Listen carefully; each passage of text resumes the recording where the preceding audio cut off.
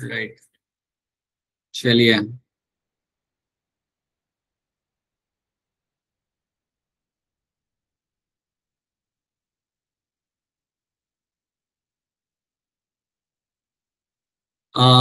Okay, सो ये हमारा chapter है, इकोसिस्टम वाला हमारे यहाँ पे चैप्टर है। इसको हम देखते हैं, यहाँ पे इसको हम आगे बढ़ाते हैं, इसको हम कवर करते हैं।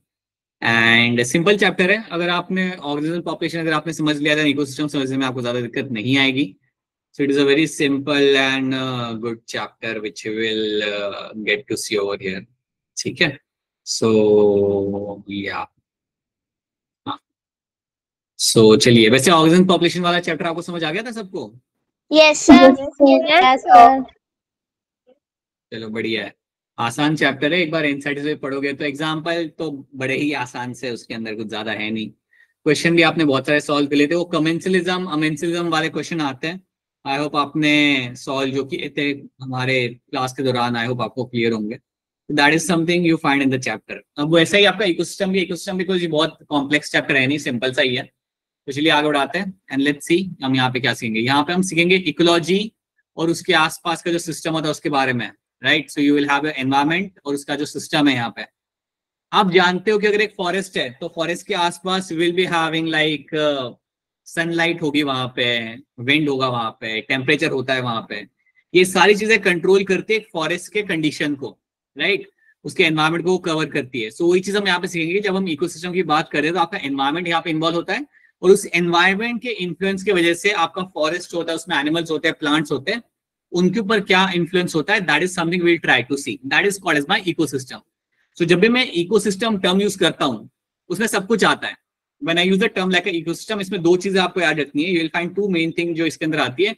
एक होता है इसके अंदर कि आपको मिलेगा आपका biotic component, you will have biotic component in them, and we'll also have a abiotic component.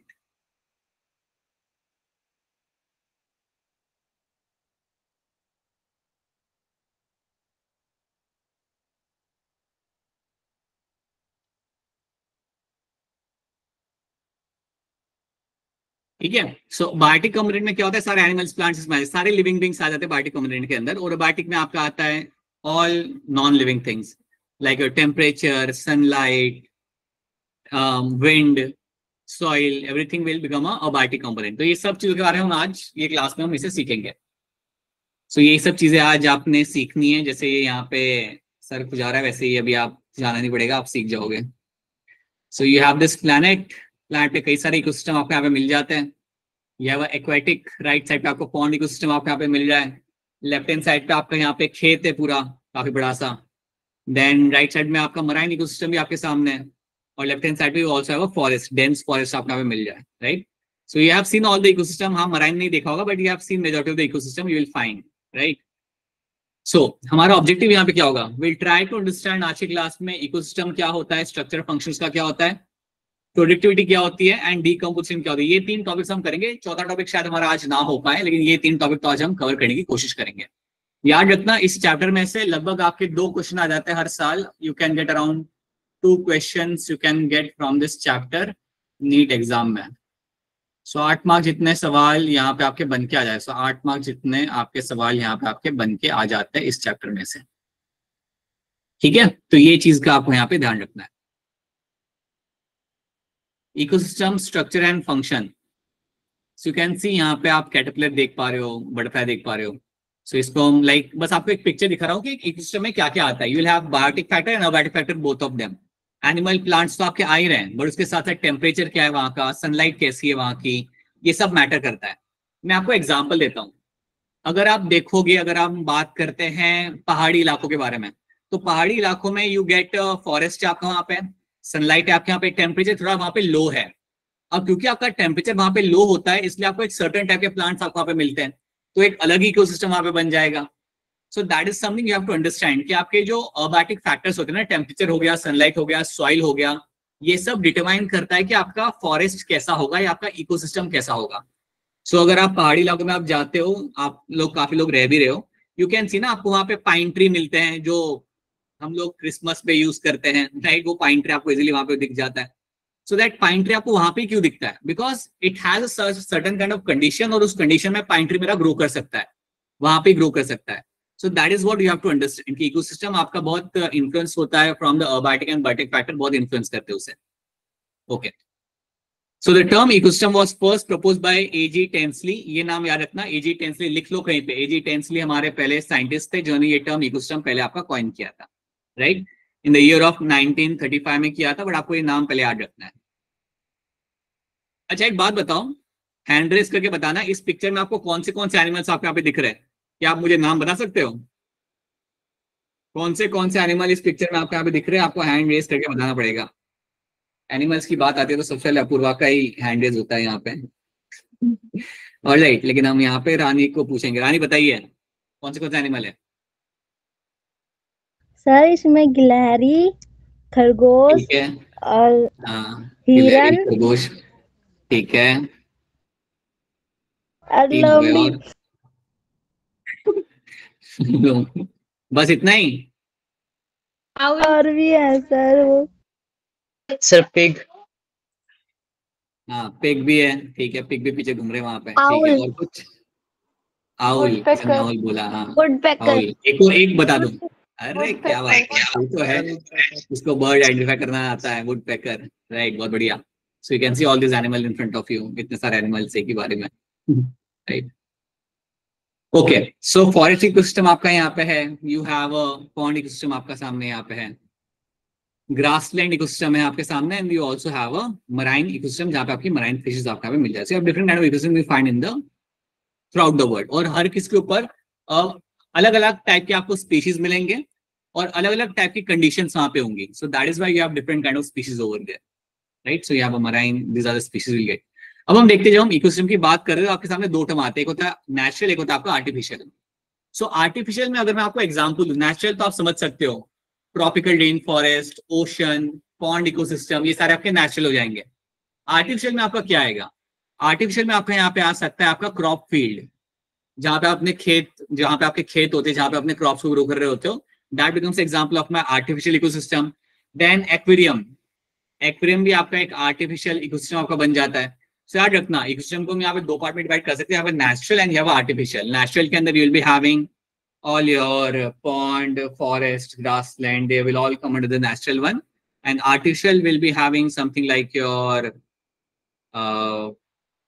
particular crop fields or something like your aquarium. ये आपको मिलेंगे आपके आर्टिफिशियल के अंदर, ठीक है? Natural, terrestrial and aquatic. So terrestrial aquatic में हम इसे डिवाइड करते हैं. तो टेरेस्ट्रियल में आपके यहाँ पे आ रहा है फॉरेस्ट, डेजर्ट, ग्रासलैंड. एक्वाटिक में आपके यहाँ पे आएगा पॉन्ड, लेक, वेटलैंड एंड आपका ओशन. तो ये सारे आपके एग्जांपल बनते हैं आपके यहाँ पे एक्वाटिक इकोसिस्टम के. अब ये सारे आप जानते हो, शायद वेटलैंड के बारे में आपको ज्यादा मालूम नहीं होगा. मैं वेटलैंड का आपको आइडिया दूंगा. वेटलैंड वो जगह होती है जहाँ पे पानी होता है, लेकिन पानी का डेप्थ 3 फीट से ज्यादा नहीं होता. याद रखना, वेटलैंड वो जगह होती है जहाँ पे पानी आपको मिलेगा, बट पानी का डेप्थ ज्यादा नहीं होगा, 3 से 4 फीट मैक्स टू मैक्स उतना आपका डेप्थ होता है, उससे ज्यादा डेप्थ आपको नहीं मिलता. और वहां पे आपको ऐसे प्लांट्स ग्रो करते हुए आपको मिल जाएंगे. अगर आप पंजाब से हैं तो पंजाब में अमृतसर में ही है, नहीं, चंडीगढ़ में एक वेटलैंड है, सूपे करके एक जगह है ना, वहां पे एक छोटा सा एरिया है जहाँ पे आपको वेटलैंड मिल जाता है. पूरा नहीं, बट एक जगह है जहाँ पे आपको वेटलैंड मिल जाता है. देन काफी जगहों पे, हर जगह पे, हिमाचल में भी आपको मिलेगा, दिल्ली के आसपास भी आपको मिलेगा, वेटलैंड आपको मिल जाता है, राइट? अच्छा, एक और चीज याद रखना, जो ट्रॉपिकल रेन फॉरेस्ट होता है ना, ट्रॉपिकल रेन फॉरेस्ट, उसके अंदर आपको सबसे ज्यादा एनिमल्स और प्लांट्स आपको मिलेंगे. सबसे ज्यादा एनिमल्स और प्लांट्स आपको मिलते हैं ट्रॉपिकल रेन फॉरेस्ट के अंदर, ठीक है? अभी आपके सामने सिर्फ फॉरेस्ट लिखा हुआ है, लेकिन आप याद रखना, ये बात दिमाग में बिठा लो कि जो ट्रॉपिकल रेन फॉरेस्ट होता है वहां पे आपको मिलते हैं सबसे हाईएस्ट अमाउंट में आपको प्लांट्स की स्पीशीज आपको मिलेगी, एनिमल्स की स्पीशीज भी आपको सबसे ज्यादा आपको वहां मिल जाएगी. चाहे वो फॉरेस्ट, या वो डेजर्ट, या वो ग्रासलैंड, या वो ocean, wetland, lake and pond, ठीक है? तो let me right it down over here. एक चीज यहाँ पे मेंशन कर ही देता हूं मैं आपके लिए, that tropical rainforest, tropical rainforest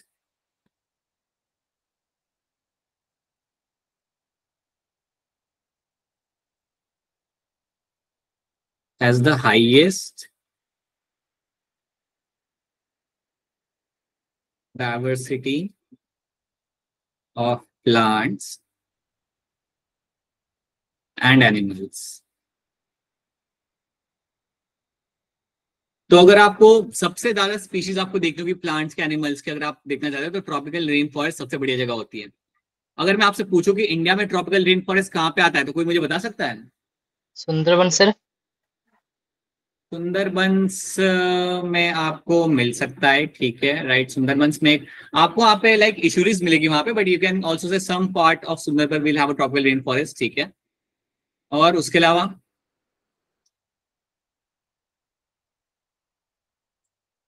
north east India, north east India, north east India मतलब आपका यहाँ पे आएगा, यू विल हैव सारे, आपके पता है वो 7 सिस्टर वाले स्टेट्स आते हैं यहाँ पे, मिजोरम, मेघालय, नागालैंड, अरुणाचल प्रदेश, मणिपुर। सुना है ना आपने सारे स्टेट्स के नाम? एकदम नॉर्थ ईस्ट में Yes, आपके sir. Yes, वो sir. वेस्ट बंगाल के वो साइड पे, वो सारे स्टेट्स जो है ना उस एरिया में आपको मिलता है ट्रॉपिकल रेन फॉरेस्ट बढ़िया वाला। और उसके अलावा you can also remember one more term, that is going to be your Western Ghats. Western Ghats, आप में से कोई, अरे अपना ओम है ना महाराष्ट्र से, इनको मालूम होगा। अपने वेस्टर्न घाट्स के अंदर you have certain belts of your, आपको एक रीजन मिलता है सह्याद्री जिसे हम कहते हैं, तो वहां पे आपको मिलता है देखने के लिए आपको यहाँ पे ट्रॉपिकल रेन फॉरेस्ट। तो वेस्टर्न घाट्स आपका हो गया, नॉर्थ ईस्ट इंडिया आपका हो गया, तो यहाँ पे आपको ट्रॉपिकल रेन फॉरेस्ट आपको मिलता है देखने के लिए। सुंदरबंस में भी आपको मिलेगा, लेकिन एक छोटा सा पैच आपको मिलेगा, बट सबसे हाईएस्ट डेंसिटी आपको जो मिलेगी आपको नॉर्थ ईस्ट इंडिया और वेस्टर्न घाट्स में आपको मिलेगी। तो अगर आपको बर्ड्स देखने हो, आपको मैमल्स देखने हो, आपको स्नेक्स देखने हो, आपको बर्ड्स कुछ भी देखना हो, आप चले जाओ इन दो जगह पे, आपको बहुत सारी चीजें आपको मिलेगी देखने के लिए, because these are my tropical rain forest and you have highest diversity of plants and animals will be finding over there. क्या? तो ये बात आपको यहाँ पे रखनी है याद।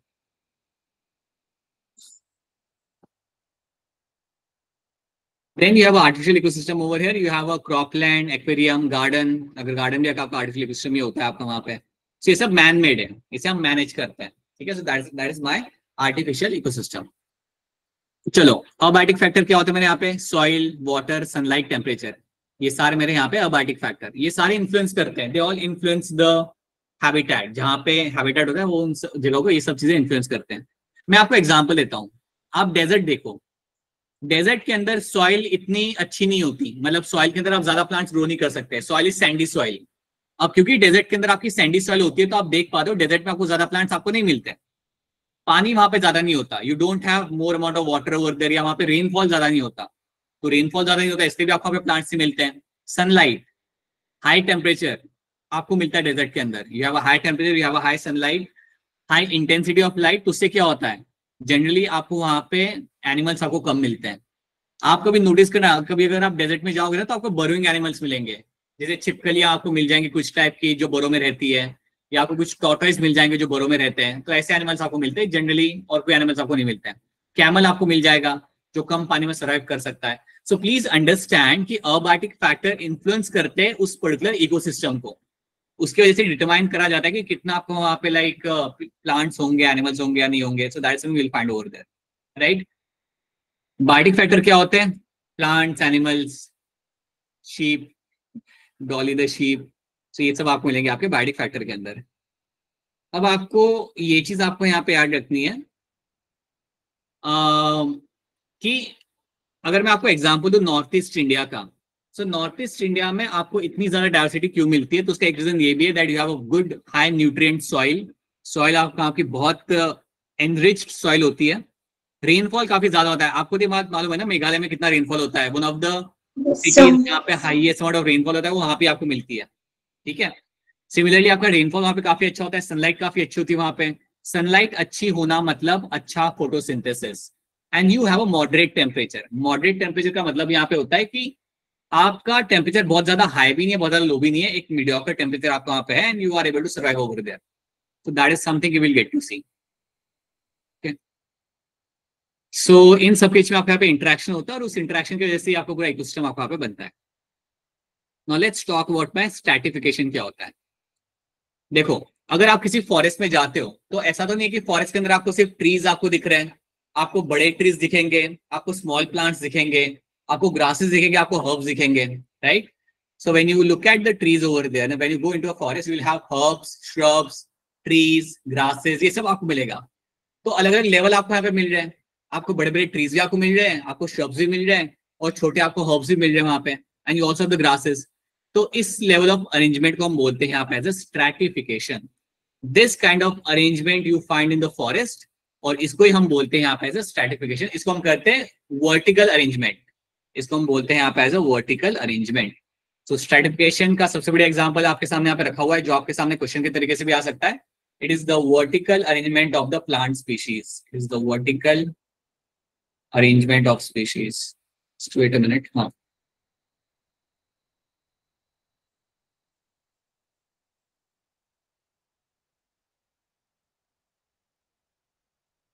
देखो, so the vertical distribution of different species occupying a different level.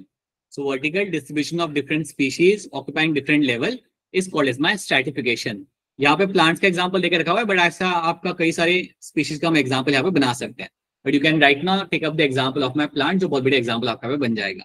ठीक है, फॉरेस्ट के अंदर you can see tropical rain forest में you have a stratification, you have a large tree, you have a small shrub, you have a grasses.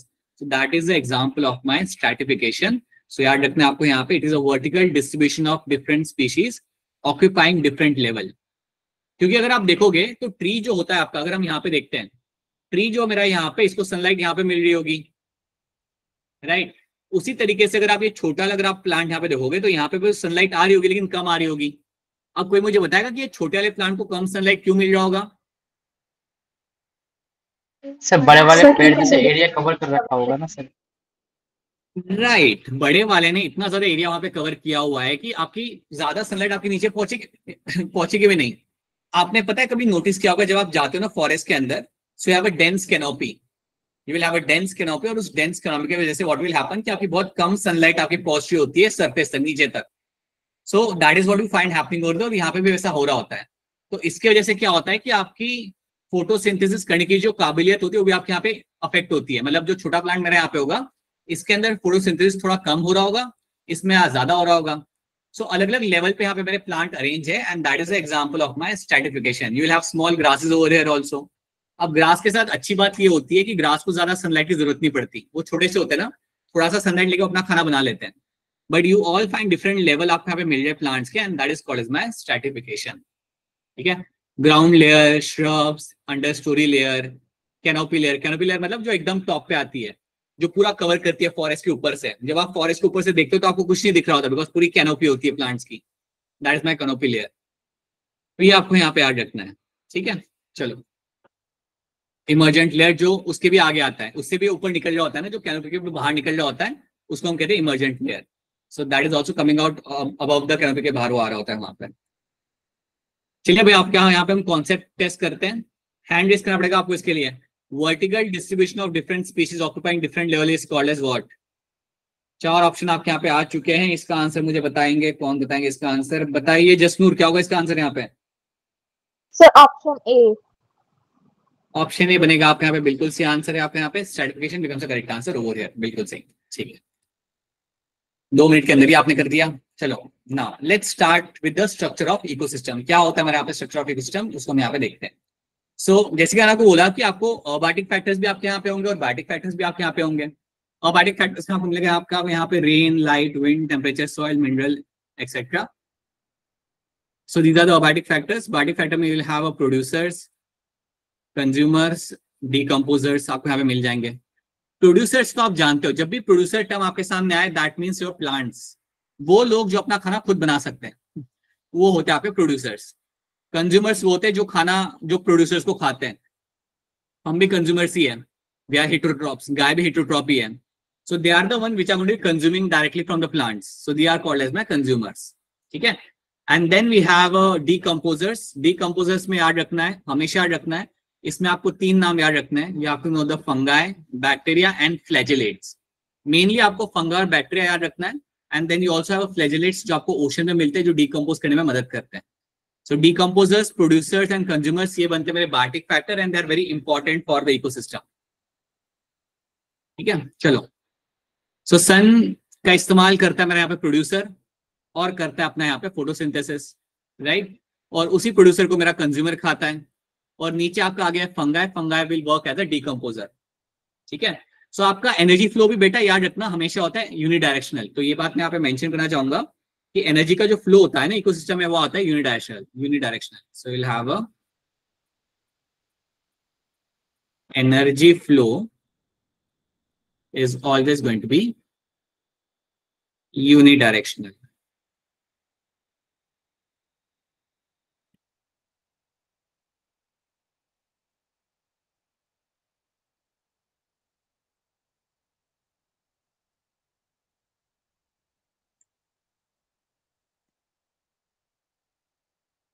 सो ये बात आपको यहाँ पे याद रखनी कि एनर्जी का फ्लो जो आपको यहाँ पे होता है वो आपका यूनिडायरेक्शनल मतलब हमेशा लाइक यू विल फाइंड कि सन से एनर्जी आ जा रही है प्रोड्यूसर के अंदर, प्रोड्यूसर से वो जा रही है आपके कंज्यूमर के अंदर, from consumer it will get to decompose. अगर कंज्यूमर की डेथ हो गई, अगर ये गाय की डेथ हो जाती है देन डीकंपोज करा जाएगा ना इसको।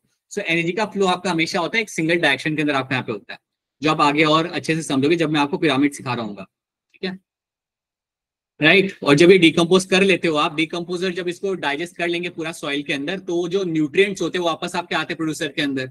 सो that is the cycle you will find happening. Simple ये सब cyclic flow of nutrient is very simple, you can all understand. Continuous input and flow of energy can be seen. चलो जैसे आपका यहाँ पे सबसे नीचे वाला जो लेयर होगा that is my producers. Producer में आपके यहाँ पे प्लांट्स आएंगे। अगर मैं बात कर रहा हूँ एक्वेटिक इकोसिस्टम की तो वहाँ पे एल्गा आएगा, साइनोबैक्टीरिया आएगा। ठीक है।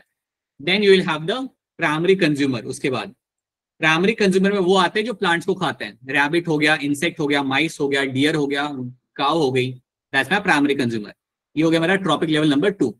Then we have a secondary consumer, इनको खाने वाले हैं frogs, snakes, so they are my secondary consumer. So ये मेरा होगा trophic level number 3। And then you can have a trophic level number 4 जहां पे आपके फिश आएगी, बिग बर्ड्स आएंगे, मैमल्स आएंगे जो फ्रॉग को खाएंगे, स्नेक को खाएंगे। राइट। सो याद रखना this is how the energy is going to flow. ये एनर्जी का फ्लो हमेशा होगा यूनिडायरेक्शनल। ये बात मैं बार बार लिख रहा हूँ, याद रखना it is always going to be unidirectional flow.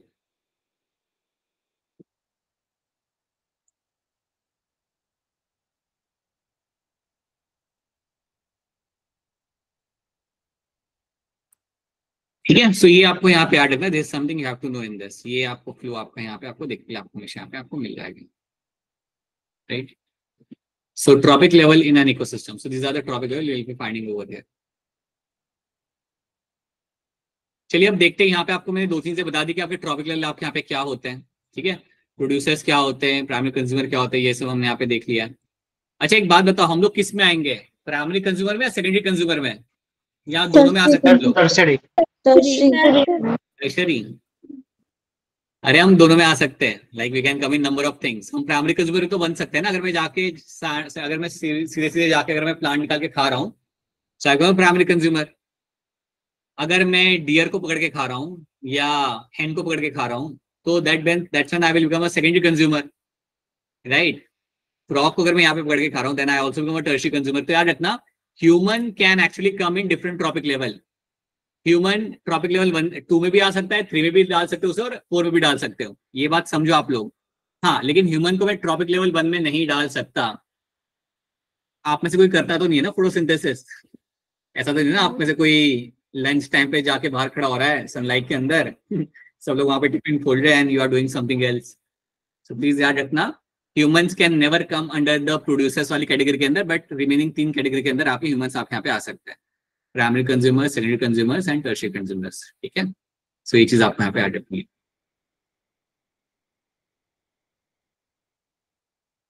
The flow of energy in an ecosystem is going to be hand raise करना पड़ेगा इसके लिए आपको यहाँ पे।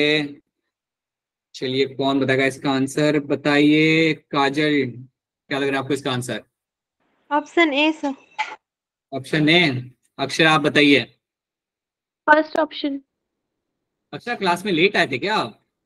Yes sir. अच्छा ठीक है। Yes it's a simple question, option बनेगा यहाँ पे आपका करेक्ट आंसर। ठीक है alright.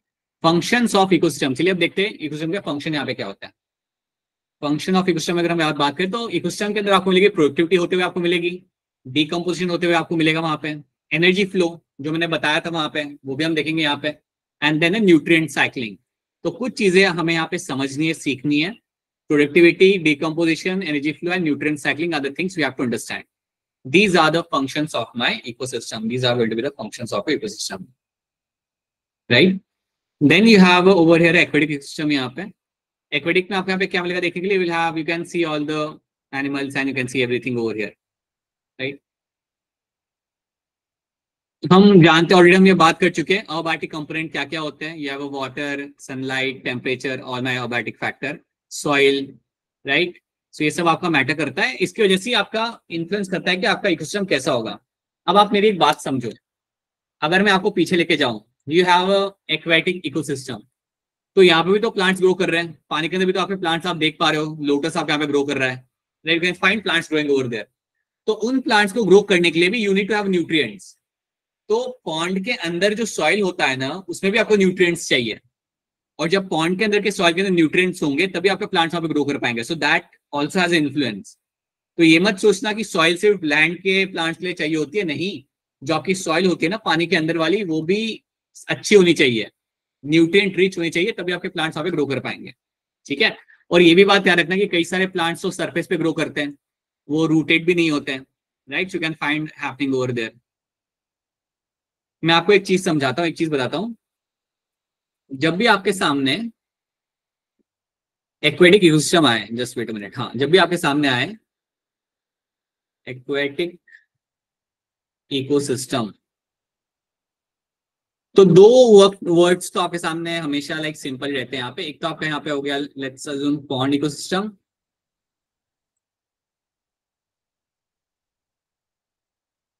Then you also have something like your marine ecosystem.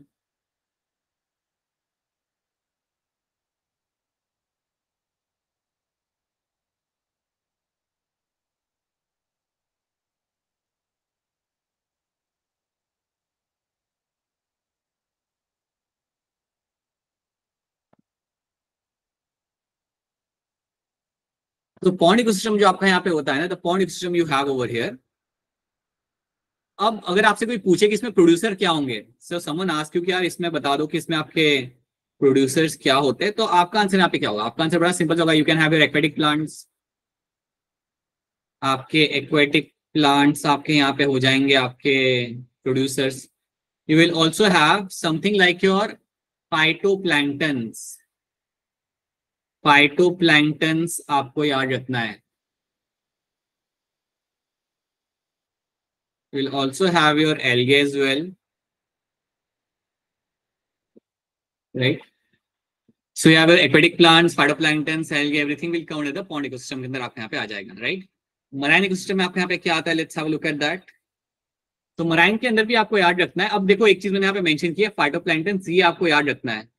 ये आपके एकदम स्मॉल ऑर्गेनिजम्स आपके यहाँ पे होते हैं जो करते हैं आपका photosynthesis. So phytoplanktons are known to carry out the photosynthesis. ये बात आपको यहाँ पे याद रखनी है.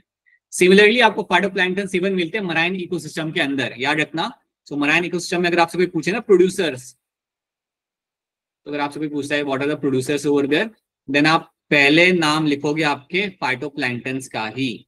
ये ज्यादा यहाँ पे काम करते हैं. So phytoplanktons are going to be the producer over there. They are like microscopic organisms which are known to carry out the photosynthesis.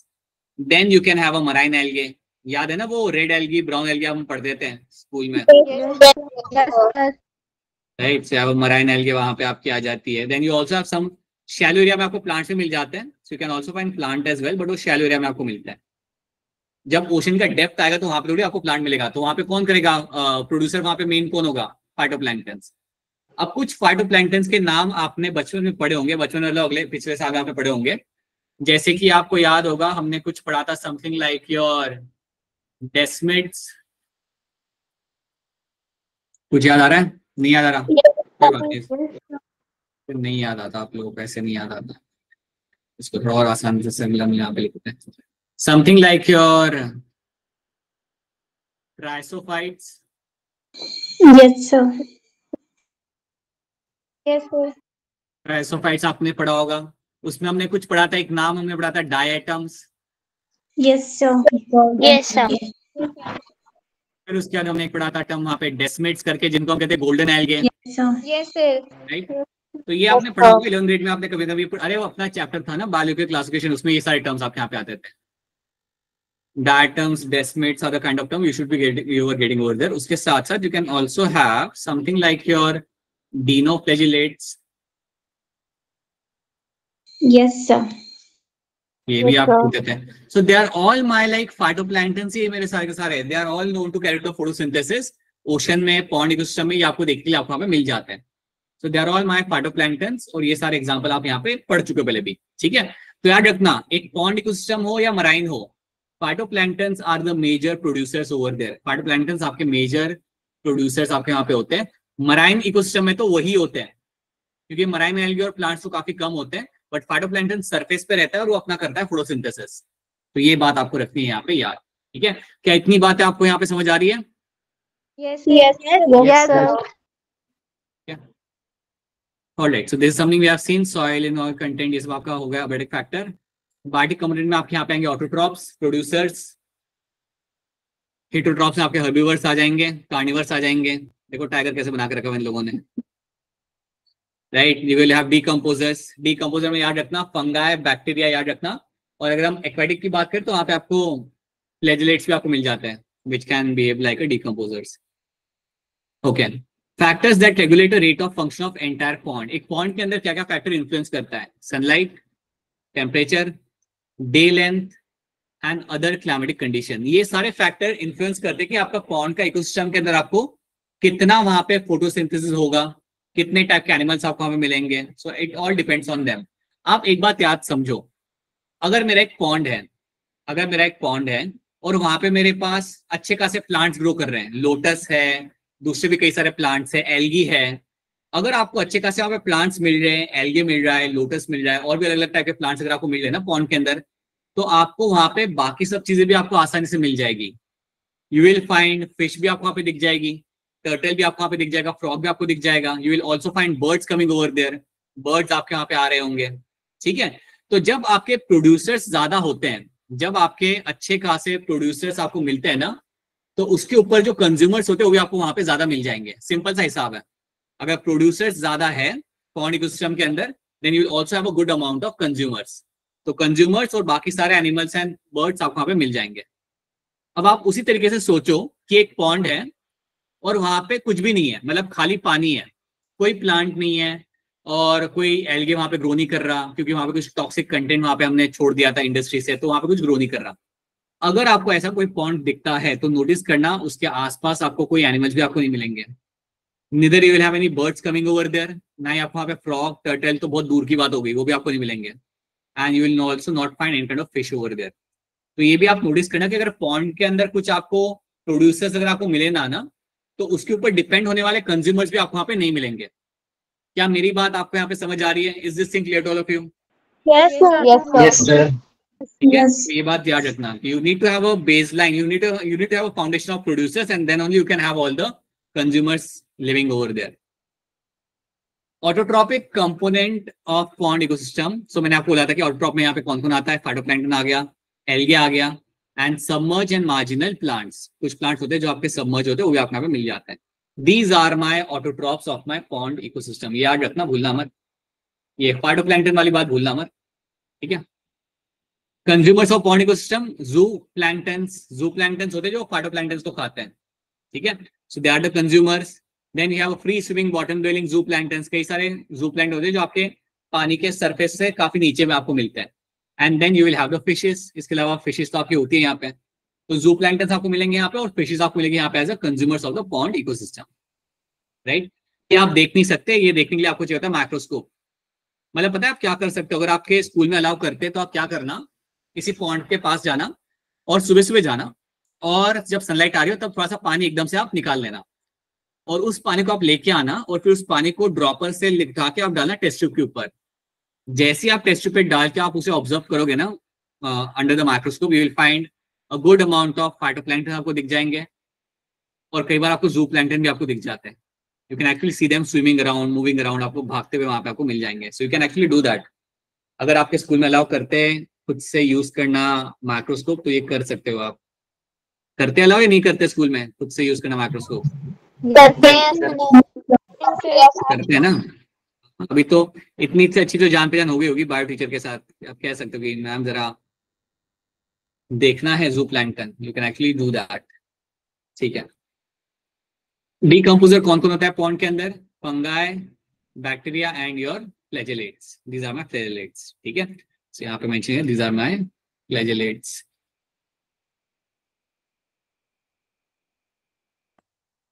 They can behave like my decomposers. The decomposer decay and mineralize the dead matter and release them back into the sediments and the water. So decomposer अपना यहाँ पे decay करता है, mineralize करता है, उसे decay करके it will bring them back into the water. Then you have a productivity. तो ये चीज हमने यहाँ पे देख ली. These are few things we have understood. अब यहाँ पे हम recall करते हैं क्या हमने यहाँ पे देखा. Let's have a recall. So पहला क्वेश्चन का आंसर करने के लिए आप हैंडल्स करिए, विच of the following is a natures cleaner. इनमें से किसको हम बोल सकते हैं यहाँ पे नेचर के क्लीनर, जो क्लीन करते चीजों को? बताइए गिरिजा, क्या होगा इसका आंसर?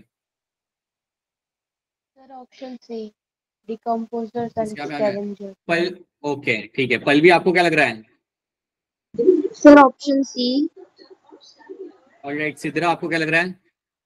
सर ए। सिद्रा आपको ए लग रहा है, ओके ठीक है। शिवा क्या लग रहा है आपको? सी सर। अच्छा शिवा, मुझे बताओ कि सी आपको लग रहा है। यहाँ पे डीकंपोजर तो हम लोग जानते हैं, फंगाई होता है, बैक्टीरिया होता है, डीकंपोजर फ्लैजेलेट्स होते हैं। स्कैवेंजर क्या होता है? एवेंजर तो सुना है मैंने, एवेंजर तो होता है, मुझे क्या होता है, स्कैवेंजर क्या होता है? हाँ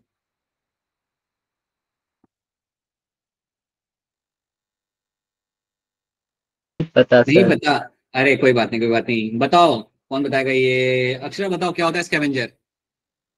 नो आइडिया। नो आइडिया, बहुत बढ़िया बेटा, बहुत बढ़िया। कौन है हमारे पास? अपूर्वा बताइए। तो जो डेड और डिकेइंग मैटर को खाता है, जैसे वल्चर्स जो होते हैं। राइट, बहुत बढ़िया, जो डेड एंड डिकेइंग मैटर को खाता है, जैसे आपका वल्चर हो गया, हाइना हो गया, राइट, क्रोज हो गए कई बार, सो दे आर माय स्कैवेंजर्स। कभी देखना वल्चर कोई हंट नहीं करता, वो बस वेट करता है एनिमल की डेथ होने का, जैसे एनिमल की डेथ हुई उसे आके खाना चालू करता है। That's a scavenger. हाइना भी वैसा ही करते काफी बार, कि कोई अगर डेड एनिमल उन्हें मिलता है तो they will start eating that animal, so they are my scavengers. ठीक है, so dead and decaying matter को जो खा रहे होते हैं उनको हम बोलते हैं यहाँ पे scavengers, right. Autotrophs are what? Autotrophs अगर बोला जाए, क्वेश्चन नंबर 2 का आंसर यहाँ पे निकल के आएगा। मेरा मोनिका बता दो क्या होगा इसका आंसर जल्दी से। Autotrophs are what? प्रोड्यूसर्स। मुझे बताओ मुनि, हाँ जी, अब मुझे बताओ मोनिका यहाँ पे कि प्रोड्यूसर्स एक्वाटिक इकोसिस्टम में कौन से हो सकते हैं, बोलो। Sir aquatic plants and phytoplankton and zooplankton. जूप्लैंक्टन नहीं आएगा प्रोड्यूसर के अंदर मोनिका, Yes sir. वो होता है कंज्यूमर। सो याद रखना, phytoplanktons, aquatic plants, and you can write algae. Algae can become a producer over there. ठीक है, study of interrelationship between the organism and their environment is called as your what? That is going to be called as my ecosystem. ठीक है, उसको हम बोलते हैं आप ऐसे इकोसिस्टम। चलो आगे देखते हैं। The first trophic level in the food chain is going to be what? बताओ हैंड डिस्प्ले, बताओ इसका आंसर क्या होगा? The first trophic level in the food chain, पहला ट्रॉपिक लेवल इस फूड चेन का क्या हो जाएगा यहाँ पे? कोई नया बच्चा बताएगा आंसर? कंप्लीट बताओ क्या होगा इसका answer? The green plants. Right, that's a correct answer. ठीक है, the function of ecosystem includes what? Question number 5 का आंसर यहाँ पे आपका क्या बन जाएगा? The function of ecosystem include, बताइए पल्लवी क्या होगा इसका answer? Sir option D. Right, so functioning के अंदर ये सारी चीजें आपकी आती है, productivity, decomposition, nutrient cycling, everything will come under the functioning of the ecosystem. ठीक है, चलो अब देखते हैं यहाँ पे बायोमास क्या होता है। बायोमास मैंने पता है, अगर आपको याद हो तो मैंने आपको बताया था जब हम ऑक्सीजन पॉपुलेशन पढ़े थे, तो मैंने बताया था कि the amount of animals you have in a particular area, या अगर हम बात करें the amount of plants you find in a certain area, you can call it as a biomass. कई बार बायोमास कैलकुलेट करना ज्यादा आसान होता है कंपेयर टू इंडिविजुअल्स को कैलकुलेट करना। याद है मैंने एग्जांपल दिया था आपको इस चीज का, बायोमास का, किसी को याद आ रहा है? हमने पढ़ा था ये चीज, यस सर। मैंने बताया था कि बायोमास कैलकुलेट करना make much more sense, animal का नंबर काउंट करने से बेटर होता है बायोमास कैलकुलेट करना। जैसे हमने एक एग्जांपल देखा था कि जैसे आपका एक बनियन ट्री है, एक ही बनियन ट्री है, और उसके सामने 40 से है आपके शुगर केन के, नॉट शुगर केन बट आपके कैरेट ग्रास के आपके प्लांट है। सो बायोमास कैलकुलेट करना ज्यादा बेटर है, बिकॉज बायोमास बनियन ट्री का ज्यादा होगा compare to my carrot grass. Biomass is a mass of living biological organism in a given area और ecosystem in a given time. ठीक है, so biomass is a mass of a living biological organism in a given area or ecosystem in a given time, so that is going to be your biomass. तो ये चीज आपको यहाँ पे रखनी है याद। Then you have something like your primary productivity. तो अभी हम इसको आगे बढ़ते हैं, ठीक है। Now let's talk about my primary productivity. अब जब आपके सामने ये टर्म आ गया प्राइमरी प्रोडक्टिविटी का, आपके सामने आपके दिमाग में एक ही टर्म आना चाहिए। यहाँ पे हम बात करेंगे about my photosynthesis. Here I will discuss something in terms of my photosynthesis.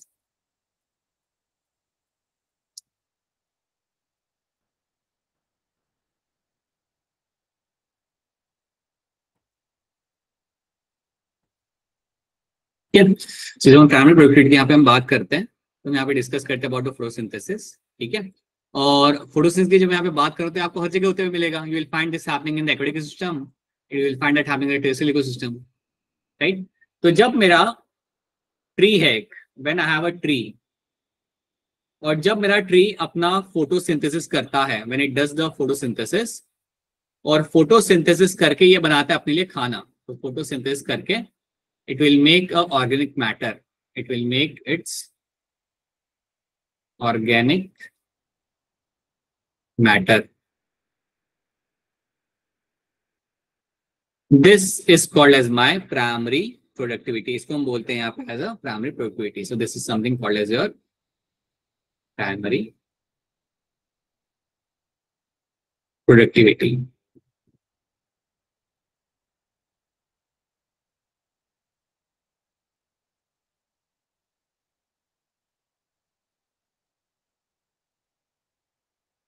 ठीक है, तो ये बात आपको यहाँ पे याद रखनी है। This is something you have to know. So primary productivity जब भी हम बात करें, so that means the amount of organic matter के बाद जो भी आपने ऑर्गेनिक मैटर बनाया है उसको ही हम बोलते हैं यहाँ पे एज अ प्राइमरी प्रोडक्टिविटी। जैसे आप यहाँ पे देख रहे हो अपना forest are the major source of biomass. Biomass is express in terms of mass per unit area, gram per meter square. So that is the unit form of biomass, ठीक है। एक तो ग्राम पर मीटर स्क्वायर आप यहाँ पे कर सकते हो, ऐसे आप उसे मेजर कर सकते हो, या फिर आप कर सकते हो कैलोरी के बेसिस पे।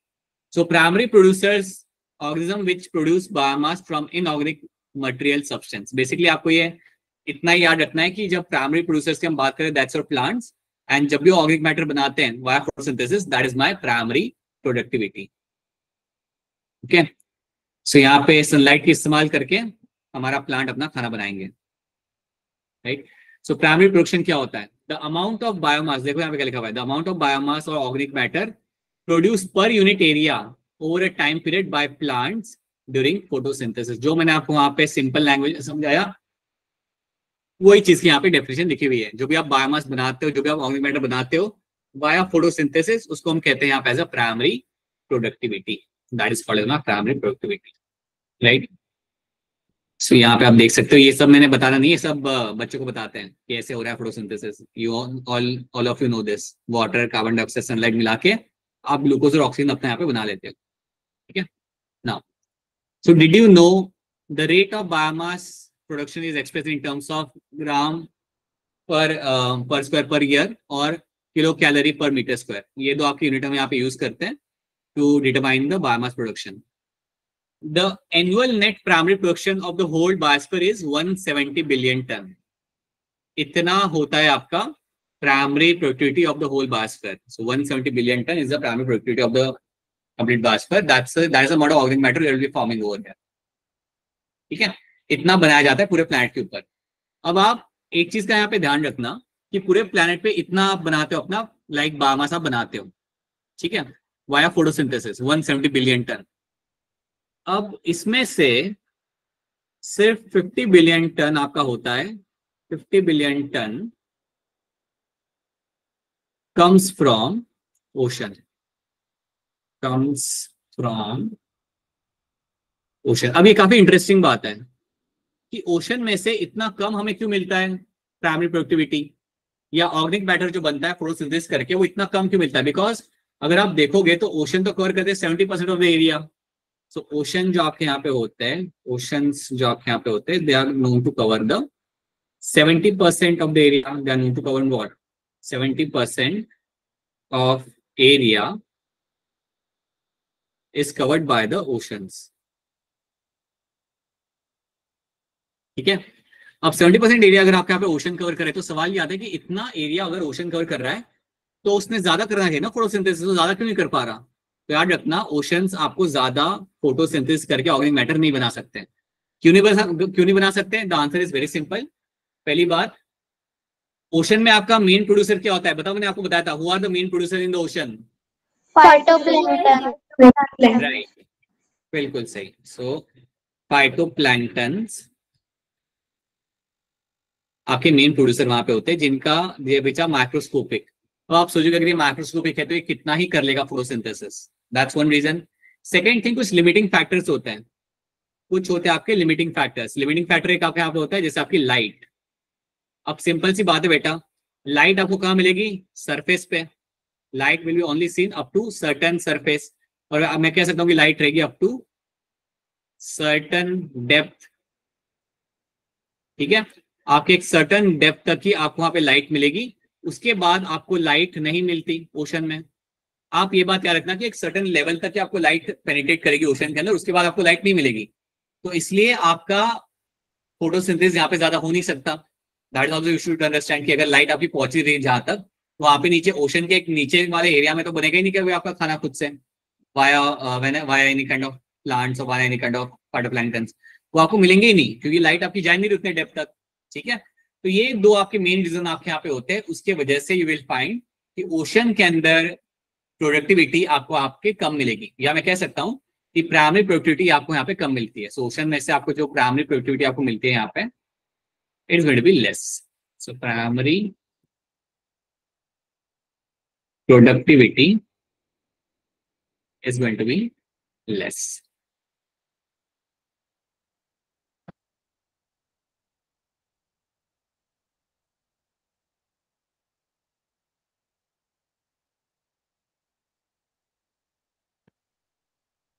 क्या, तो ये चीज आपको यहाँ पे ऐड रखनी है। There is something you have to know which will be seen inside the, like you will find this happening in the oceans, right? तो याद रखना ओशन काफी ज्यादा एरिया कवर करे, बट आपको वहां से ज्यादा आपको लाइक प्राइमरी प्रोडक्टिविटी आपको ज्यादा वहां से नहीं मिल रही, आपको मिल रही है आपके लैंड प्लांट से मिल रही है। लैंड प्लांट में तो आप जाते हो, you have big trees, you have soil with nutrients, so there are number of factors, और आपको काफी अच्छा आपको वहां पे सनलाइट मिलता है, and all of thing is used for the making a huge amount of my productivity. तो 170 बिलियन में से 120 तो आपका आ रहा है फ्रॉम योर लैंड प्लांट्स।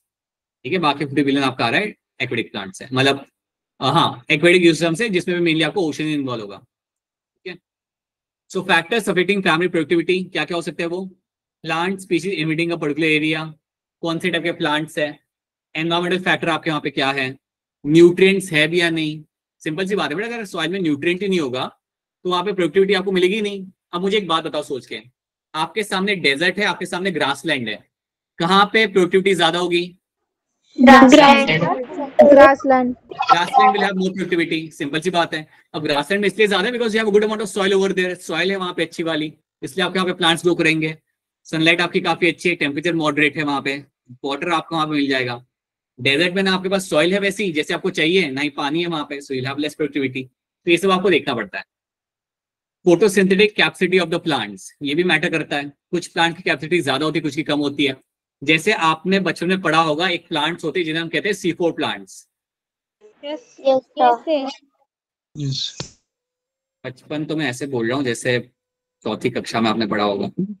ये सब 11वीं में आपने पढ़ा है, और अगर थोड़ा और याद करोगे तो कुछ महीनों पहले मैंने ही पढ़ाया था, 5 से 6 के बीच में। तो you have this C4 plants. अब C4 प्लांट्स ऐसे होते हैं which have a better photosynthetic capacity, ये ज्यादा अच्छे से कर पाते हैं।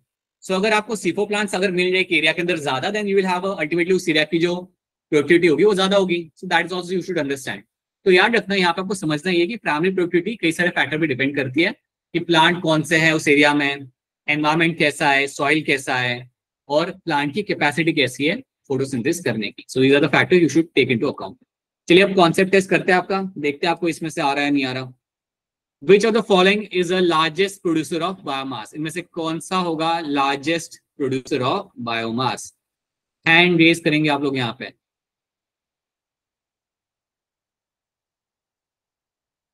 गिरिजा बताइए क्या होगा इसका आंसर यहाँ पे?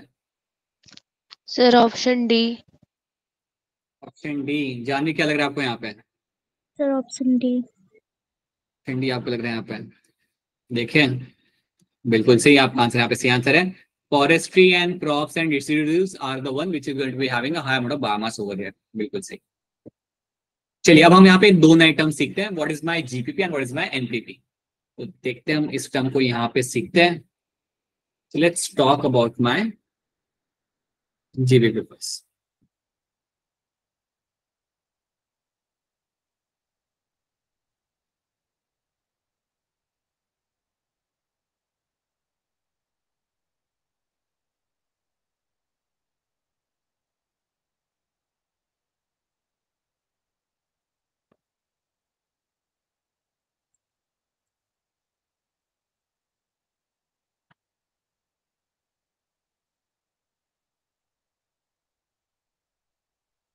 So I have a gross primary productivity यहाँ पे, that's a full form of my GBP, ये मेरा full form है GBP का, gross primary productivity। अब देखो यहाँ पे क्या होता है, समझो you have a plant, right? Plant ने किया अपना photosynthesis, so you have a plant over here, और इस प्लांट ने किया फोटोसिंथेसिस करके इसने बनाया अपना organic matter. So whatever the organic matter the plant has formed, तो प्लांट ने बनाया अपना ऑर्गेनिक मैटर, और किसके लिए बनाया? खुद के लिए बनाया। सिंपल सी बात है, प्लांट बनाएगा अपने खुद के लिए बनाएगा। सो प्लांट ने बनाया आपका यहाँ पे organic matter via photosynthesis, and that is called as my gross primary productivity. तो जब प्लांट खुद फोटोसिंथेसिस करके अपना खाना बनाता है खुद के लिए, जो भी उसने खाना बनाया, that is called as my gross primary productivity. मैं आपको एक रैंडम एग्जांपल देता हूँ। समझो इसने ऑर्गेनिक मैटर बनाया, और जो बनाया पूरा ऑर्गेनिक मैटर जो इसने बनाया वो था अराउंड, समझो उसने बनाया कुछ 2000 ग्राम, एक रैंडम नंबर में आ रहा है, 2000 ग्राम जितना उसने बनाया अपना organic matter. This is the amount of organic matter it has form, मतलब इतना शुगर मॉलिक्यूल उसने यहाँ पे बना लिया, ठीक है, मतलब 2 kg जितना उसने शुगर मॉलिक्यूल यहाँ पे बना लिया। This is the amount of sugar molecule it has form, ठीक है। मैं कहूंगा ऑर्गेनिक मैटर उसने यहाँ पे बनाया। अब आप यहाँ पे याद रखना कि इतना उसने अगर बना लिया ऑर्गेनिक मैटर यहाँ पे, तो जो भी उसने ऑर्गेनिक मैटर बनाया है वो अपने लिए बनाया है ना उसने, आपके लिए तो नहीं बनाया है। So whatever it has form for itself. अब देखो होता क्या है, जब प्लांट इतना सारा खाना बनाएगा अपने लिए, तो उसमें से उसे यूज करेगा अपने ग्रोथ के लिए। सिंपल सी बात है ना, प्लांट जब खाना बनाएगा तो उसे यूज भी तो करेगा, खाएगा भी तो सही खुद के लिए, ताकि वो अपना ग्रो कर सके, थोड़े से बड़ा हो सके। तो जब आप एक certain amount of organic matter बनाते हो, certain amount of organic matter उसमें से यूज किया जाता है एज अ रेस्पिरेशन। सो याद रखना, this is what we have form is my GBP. तो ये जो मैंने यहाँ पे बनाया, यहाँ पे टोटल जो मैंने यहाँ पे बनाया, that is my gross primary productivity, ठीक है। अब याद रखना, प्लांट इवन करता है आपका respiration. Plant will also do, your plant will also do what you called as a respiration.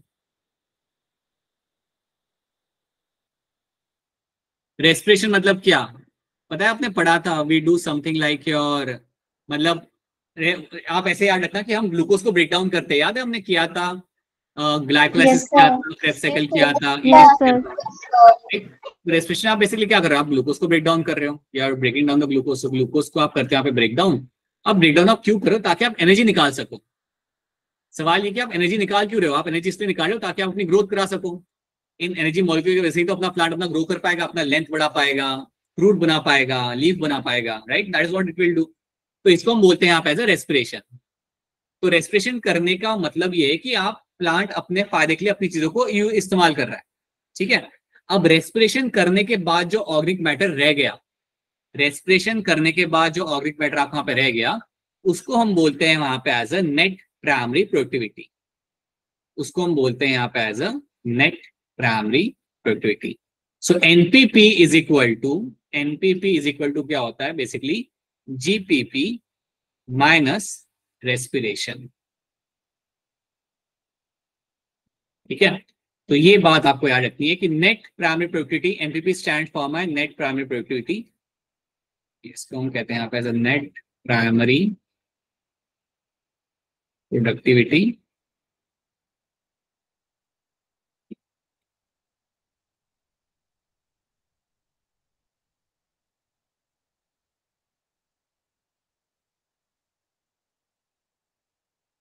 ठीक है।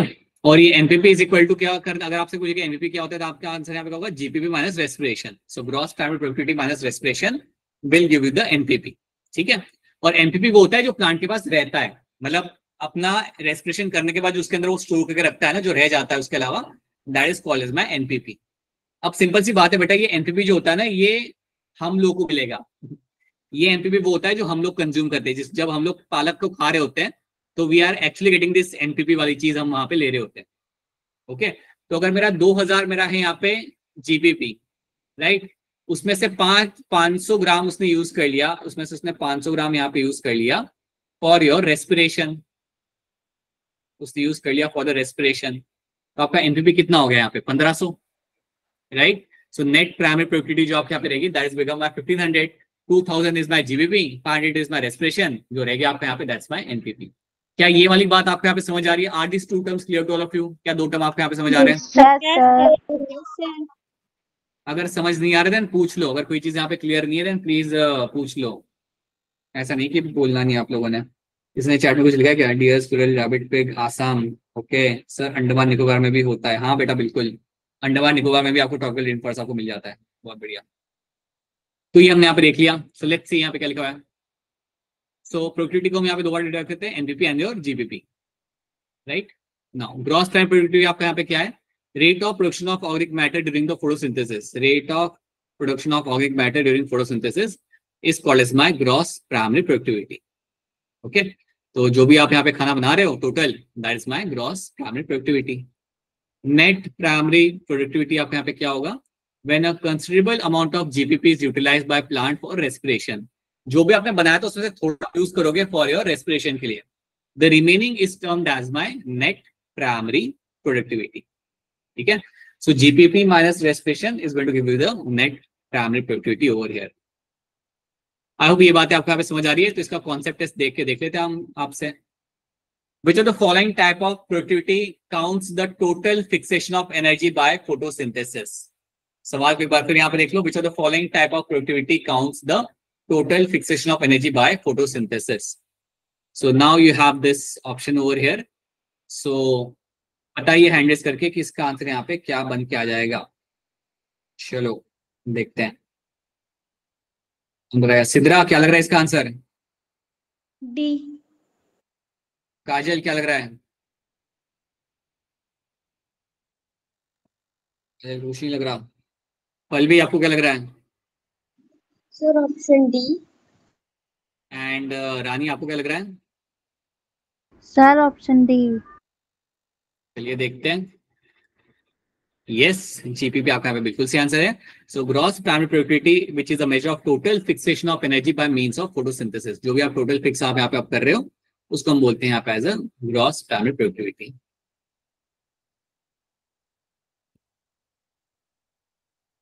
Now let's talk about my secondary productivity. क्या होती है मेरे यहाँ पे, तो इसको मैं आपको यहाँ पे समझाता हूँ। सी, इसको मैं थोड़ा सा आपको यहाँ पे ही समझाता हूँ। जब मैं बात करता हूँ सेकेंडरी प्रोडक्टिविटी का, जब मैं यहाँ पे बात करता हूँ तो यहाँ पे क्या होगा कि जो भी आपका एनिमल प्लांट्स को खाएगा, ठीक है, तो समझो यहाँ पे मेरा प्लांट्स है which are my primary producers ना। तो इस प्लांट को आके मेरे एक गाय ने खा लिया। सो इस प्लांट को आके कौन यहाँ पे आके खा रहा है? So is actually coming and eating the plant, cow, right.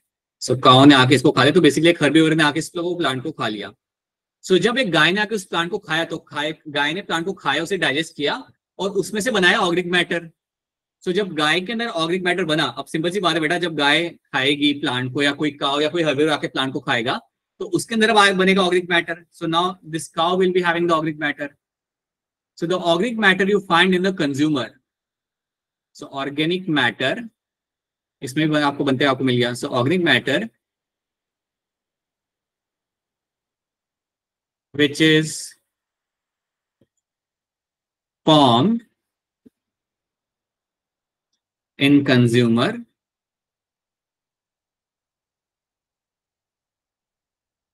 this is known as secondary productivity. ठीक है, सो जो भी आपका ऑर्गेनिक मैटर आपका बन रहा है आपका यहाँ पे केटल के अंदर, राइट, उसने खाना वाना अपना खाया, उसका जो बन रहा है उसके अंदर मैटर जो आपका बन रहा है, इसको हम बोलते हैं यहाँ पे एज अ सेकेंडरी प्रोडक्टिविटी। ये बात याद रखनी। अगर कोई रैबिट आके अगर प्लांट को खा रहा है तो रैबिट के अंदर जो ऑर्गेनिक मैटर बना खाना खाने के बाद, डाइजेस्ट करने के बाद, that is called as my secondary productivity. ठीक है, तो जब भी आपके सामने सेकेंडरी प्रोडक्टिविटी आपके सामने टर्म आएगा, याद रखना यहाँ पे आप कंज्यूमर्स की बात करोगे। कंज्यूमर के अंदर अगर ऑर्गेनिक मैटर बन रहा है, that is called as my secondary productivity. ये बात आपको रखनी है यहाँ पे याद। तो चलिए देखते हैं। You have a producer and you have a guy who is eating this grass over here. A new biomass produce by a consumer, एक नया बायोमास जो आपके प्रोड्यूसर के अंदर बन रहा है, ऑर्गेनिक मैटर जो बन रहा है, that is called as my secondary productivity. हाँ जी जसनूर, आप कुछ कहना चाहते हो, बताइए। आपका हैंड रेज्ड है या वो पहले से रेज्ड है? शायद पहले से रेज्ड है, ठीक है। सो दैट इज माय, हाँ जी, सेकेंडरी प्रोडक्टिविटी। जैसे आप यहाँ पे देख सकते हो, you can C rate of formation of new organic matter by consumer. जो भी नया ऑर्गेनिक मैटर आपका बन रहा है कंज्यूमर के अंदर, इसको हम बोलते हैं यहाँ पे as a secondary productivity, right. आप ऐसे भी याद रख सकते हो कि अगर मेरे टाइगर आके गाय को खा रहा है तो उसके अंदर भी तो ऑर्गेनिक मैटर वहां पे बन रहा है ना, नया वाला। सो that is also my secondary productivity, उसे आएगा, उसे भी हम सेकेंडरी प्रोडक्टिविटी हम उसे बोलेंगे, ठीक है। तो यहाँ पे कंज्यूमर्स आते हैं। क्या ये बात आप सबको यहाँ पे क्लियरली समझ आ रही है? Is this thing clear to all of you सबको? Yes, sir. Yeah, so it is generally very low and also decreases at each tropic level. ध्यान रखना, देखो जैसे जैसे आप नीचे से ऊपर जाते हो ना, आपका एनर्जी का सप्लाई कम होता जाता है, राइट। सो आपकी प्रोडक्टिविटी भी आपकी कम होती जाती है और आपका एनर्जी का फ्लो भी आपका कम होता जाता है, वो हम आगे देखेंगे। So secondary productivity depends on amount of food available, efficiency of consumer turning this into a new biomass, कि कितना उसे खाने को मिल रहा है और कितना वो कंज्यूम करके उसे कन्वर्ट कर रहा है बायोमास के अंदर, राइट। मैं आपको एक एग्जांपल देता हूं, इससे आप थोड़ा सा समझ पाओगे। कुछ एनिमल्स का वेट गेन करना काफी इंपॉर्टेंट होता है हमारे लिए कमर्शियली। जैसे मैं बात करूं, जो हम लोग फाउल ग्रो करते हैं ना पोल्ट्री फार्म के अंदर कंजम्पशन के लिए, तो वो लोग क्या चाहते हैं कि वो जल्दी वेट गेन करे। मेक सेंस, जल्दी वेट गेन करेगा तो जल्दी उसे फिर हम लोग निकाल सकते हैं ना कंजम्पशन के लिए। तो वो लोग क्या करते हैं, जो फाउल्स होते हैं ना, उनको एक छोटे से केज में रखते हैं जहां पे वो हिल भी नहीं सकते हैं, और उन्हें रखते इसलिए हैं ताकि वो बस खाना खाए और अपना वेट गेन करे, right. So they actually want कि उनका जितना भी वो कंज्यूम करेंगे वो सारा कंज्यूम करके कोई एक्सपेंडिचर उनका घूमने फिरने में ना निकल जाए। होता है ना, अगर आपने किसी मुर्गे को खुला रखा हो तो भागम दौड़ी करेगी इधर से उधर, तो उसका वेट जो इतना वो खा रही है उतना बर्न भी करेगी वो कैलोरीज, राइट। बट ये जो क्या आपके जो फाउल्स होते हैं उनको लोग ग्रो करते हैं स्मॉल केज के अंदर, ताकि जो भी वो वहां पे खाए they can actually put on weight, put on organic matter very quickly, ठीक है। So that is what they do over there, and that is the example again of my secondary productivity, okay. So you have a primary productivity and you have a secondary productivity. The amount of light converted into chemical energy by autotrophs is my primary productivity, and secondary का already हम लोग देख चुके हैं यहाँ पे। The amount of chemical energy in consumer's food that is converted into the own new biomass in a given time period, that's my secondary productivity, ठीक है। चलो कॉन्सेप्ट टेस्ट करके देखते हैं, सवाल आ रहा है नहीं आ रहा आपसे। मैं इस बार सवाल पढ़ूंगा नहीं, आप खुद से पढ़ेंगे और इसका आंसर बताएंगे हैंड रेज करके।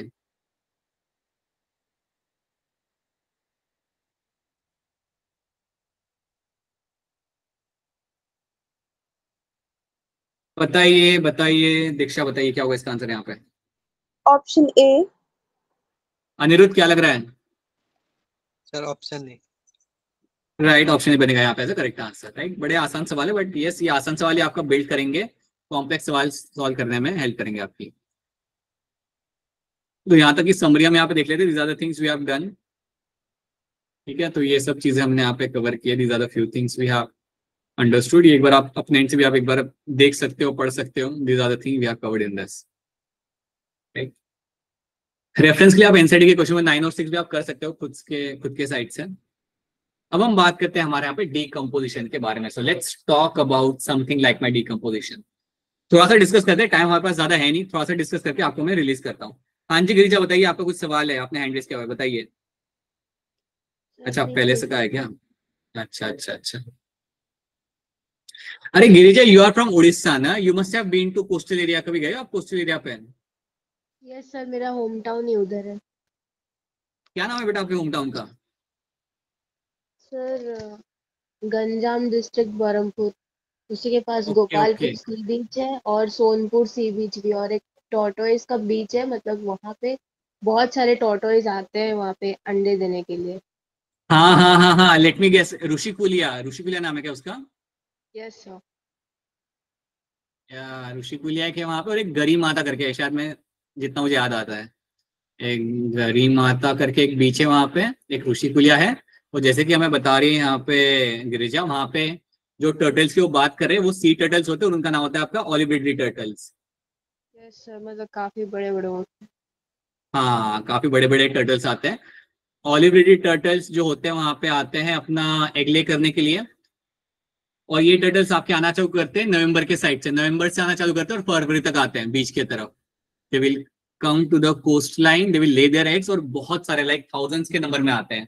तो एक बहुत बड़ा इवेंट वहां पे होता है जिसे बोलते हैं अरीबादा। एक टर्म होता है जिसे हम कहते हैं arribada. So it is a very beautiful thing to see over there, because sea turtles वैसे ही कम दिखते हैं मिलने के लिए, they are like prehistoric होते ही है। So you can actually see all these turtle coming to the coastline, laying eggs and going back to the oceans. So yeah. So again, मैंने यहाँ पे उड़ीसा की बात इसलिए की थी बिकॉज वो भी एक बहुत बड़ी एरिया है जहाँ पे आपको काफी सारी डाइवर्सिटी मिलती है। वहाँ पे एक वेटलैंड है, ऑब्वियसली गिरिजा को तो मालूम ही होगा, आपको भी मालूम होना चाहिए, चिल्का लेक करके। हैं।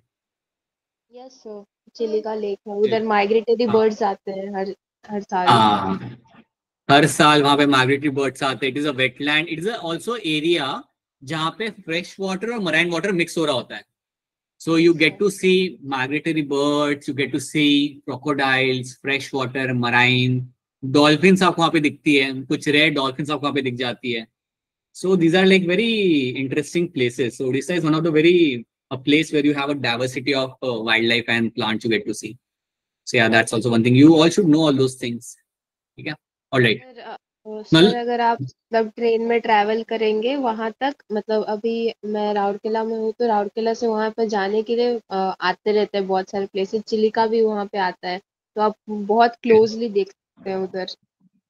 हाँ, मैंने सुना है कि अगर आप ट्रेन से जा रहे हो तो ऐसा पूरा कर्व आता है जो पूरा आपको लाइक इकोसिस्टम से लेके जा रहा है, मतलब वो लेक से आपको लेके जा रही होती है ट्रेन, मुझे किसी ने बताया था। So you can see number of things over there, but it is a place where you should actually go and spend some 3-4 days। एक तो जगह वो बहुत बड़ी होती है, and you can actually, if you are someone into biology और आपको अगर प्लांट्स पसंद है, थोड़ा बर्ड्स पसंद है, अगर आपको if you like some kind of aquatic ecosystem, then it's a place you can actually spend some time. Good diversity. जब आप लोग कॉलेज में आ जाओगे ना, फिर प्लान करना, एमबीबीएस के फर्स्ट ईयर सेकंड ईयर के बीच में जब भी टाइम मिलेगा तो प्लान करना। Okay, now let's talk about decomposition. जब भी हम डिकम्पोजिशन की यहाँ पे हम बात करते हैं तो here you will find, first of all let's remember the examples always. Terrestrial landscape पे तो आपको दो एग्जांपल मिलेंगे, आपको याद रखना है, which are going to be fungi and और bacteria. These are my decomposers, major decomposers, right, जिनकी वजह से आपका बॉडी को डिकम्पोज करके you can bring them into the soil nutrients, और फिर उसे प्लांट यूज कर सकता है। ठीक है, लेकिन जब आप डिकम्पोजिशन की आप बात करते हो ना नीट के लेवल के ऊपर, तो आपके कई सारे टर्म्स आपके यहाँ पे आते हैं। You can have a term like your fragmentation, you will have a term like your fragmentation, एक टर्म आपका आता है जो हम सीखेंगे अभी आगे जाके। Then you have a term like your fragmentation, you will have a term like your leaching। फिर आपका होता है कैटाबोलिज्म,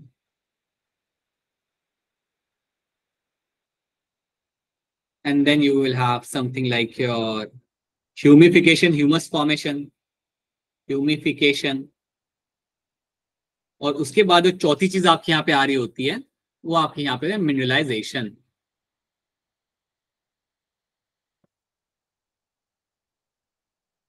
ठीक है, so you have a fragmentation, leaching, catabolism, humification and mineralization। ठीक है, so these are the few things you will find coming under the category of your decomposition। okay, so fragmentation, leaching, catabolism, humification and mineralization, right। अब ये सारे terms को like you have to understand that what are these terms actually and इनमें क्या क्या होता है, तो हम आराम से बाद में आराम से हम सीखेंगे इसे। ठीक है, so we'll see them separately बाद में। अभी के लिए हम इतना रखते हैं। so कल हम जब वापस मिलेंगे तो हम decomposition से हम आगे बढ़ेंगे, and I think it won't take more than 3 lectures। अगर आपको यहाँ तक सब समझ आ रहा है सही से तो 3 लेक्चर से ज्यादा टाइम लगेगा नहीं आपको इसको खत्म करने के लिए। ओके, अच्छा एक मैं आपको बात बताता हूँ, एक चीज समझाता हूँ जो मैंने यहाँ पे मेंशन की हुई है। एक सर्टन एरिया पे एक सर्टेन एरिया में एक सर्टेन अमाउंट ऑफ बायोमास होता है ना, समझो कि मेरे पास मेरा गन्ने का खेत है, राइट, मेरा गन्ने का खेत है, 100 फीट के अंदर या 100 हेक्टेयर के अंदर मेरे पास गन्ने मैंने ग्रो किए हुए हैं। I have a sugarcane field in 100 hectare of area. The amount of biomass in that particular area in a given time frame can be called as my standing crop, can be called as my standing crop. एक term होता है standing crop, जो एक बार फिर मैं आपको बताऊंगा definition, but अभी याद रखना कि एक पर्टिकुलर एरिया में, अभी तो मैंने सिर्फ गन्ने के खेत की बात की थी, बट अगर हम फॉरेस्ट की बात करते हैं, फॉरेस्ट हो गया, ग्रासलैंड हो गया, in a certain area the amount of biomass you get to see in a certain time is called as my standing crop. एक पर्टिकुलर एरिया के अंदर अगर आपको एक सर्टेन अमाउंट ऑफ बायोमास मिल रहा है तो उसके लिए हम एक टर्म यूज करते हैं, we call it as a standing crop. ठीक है, अभी मैं क्या कर रहा हूँ ना, इस स्लाइड के अंदर आपके सामने कुछ क्वेश्चन है जो आप सॉल्व करोगे एज योर होमवर्क, भी आप उसे सॉल्व करोगे। ठीक है, एक दो क्वेश्चन मैं आपको यहाँ पे दिखा देता हूँ। पहले तो हम ये वाले क्वेश्चन यहाँ पे एक दो सॉल्व करते हैं। जैसे आप मुझे बताओ क्वेश्चन 1 का आंसर यहाँ पे क्या होगा, हैंड रेज करके। Glucose produce during photosynthesis is an example of, glucose produce during photosynthesis is an example of what? बताइए तवनप्रीत, जोर से बताइएगा। Sir GPP. Right, gross primary productivity, बिल्कुल सही। ठीक है, glucose left after the use of respiration is an example of, जो glucose रह गया after respiration is an example of what? बताइए सिद्रा, क्या होगा इसका आंसर? बी। बैटमैन वाला बी कह रहे हो आप Sidra? Yes sir. Right, Aniruddh बताइए क्या होगा इसका आंसर? Sir option B. आप भी बैटमैन कह रहे हो। अक्षरा क्या लग रहा है? First option. गिरिजा क्या लग रहा है आपको? Sir first option. And Janvi? Option A. Right, net primary productivity is going to be correct answer over here. ठीक है, देखो आप सुनो ना, इस बात को आप समझो ना, जो भी आपने रेस्पिरेशन कर लिया उसके बाद जो ग्लूकोज रह गया that is my net primary productivity. ठीक है, अब नेट प्राइमरी प्रोडक्टिविटी, हाँ जी, net primary productivity is been utilized by whom? कौन यूटिलाइज करता है नेट प्राइमरी प्रोडक्टिविटी को? कौन इसे यहाँ पे इस्तेमाल करेगा? तो चलिए हैंड रेज करिए और बताइए। जसनूर नहीं है क्या क्लास में? जसनूर चले गए। अच्छा, बताइए पूर्वा क्या होगा इसका आंसर? जोर से बोला पूरा, मुझे सुनाई नहीं दे रहा। Option D, Delhi one. Right right right, carnivores and decomposers are the correct answer. Yes, option D becomes the correct answer in this.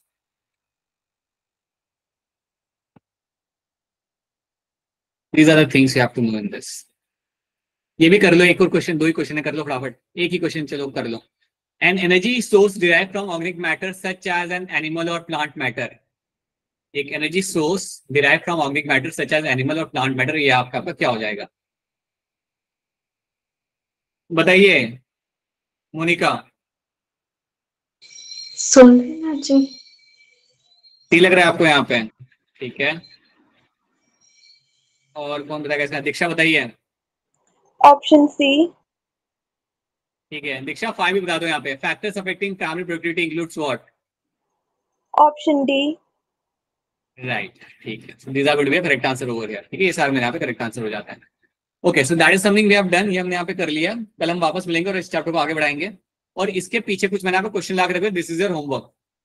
सारे आप नहीं कर पाओगे, लेकिन जितने कर सकते हो आप उन्हें करेंगे। लाइक ऑलमोस्ट 6 से 8 क्वेश्चन आपके यहाँ पे हो जाएंगे जो एंड में मैंने ला के रखे हुए यहाँ पे। सो आप सम क्वेश्चन, डीकम्पोजिशन वाले क्वेश्चन छोड़ देना, leave the question based on decomposition, but बाकी क्वेश्चन आप कर सकते हो। रुको यहाँ पे दिखा देता हूँ।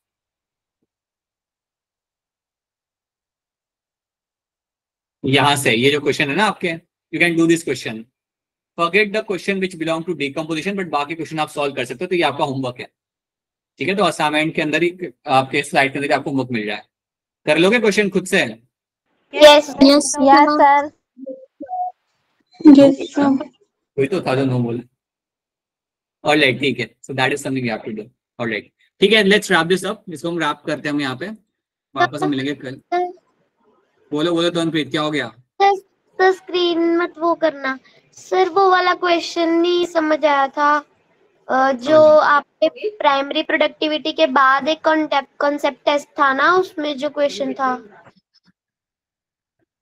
एक काम करोगे आप तवनप्रीत, एक बार आप ये स्लाइड्स को देख लो, right, go through question once, देखो उसे और फिर then get back to me, okay sir, okay sir. क्योंकि आपको पीडीएफ मिल जाएगा ना, अभी इसको एक बार आप देख लो and then you can just have a look at the question, have a look at the answer, just wait a minute, हाँ, and then you can get back अगर आपको समझ नहीं आ रहा तो, ठीक है। ओके टर्म समझ आ गया ना बेटा आपको, प्राइमरी प्रोडक्टिविटी क्या होती है, तो प्रीति आपको टर्म समझ आ गया ना, yes sir. then you will be able to understand that question as well. एक बार आप देख लो और फिर मुझे टैग करना, अगर तभी अगर आपको समझना है then please tag me over it. ये वाला समझ नहीं आएगा, ये वाला which among the following is the largest producer of biomass in ये the आ world? गया। इसके पहले वाला था क्या? बाकी जिनके क्वेश्चन नहीं है बेटा यू कैन ड्रॉप ऑफ। बता दूंगी, क्या बेटा क्या? आपको बता दूंगी सर मैं देख के। ठीक है देख के मुझे बता देना। राइट, ठीक है। ऑलराइट, बाकी आपका स्कोर में अभी बाद में आराम से देखता हूँ, फिर डिस्कस करते हैं कैसा रहा आपका टेस्ट।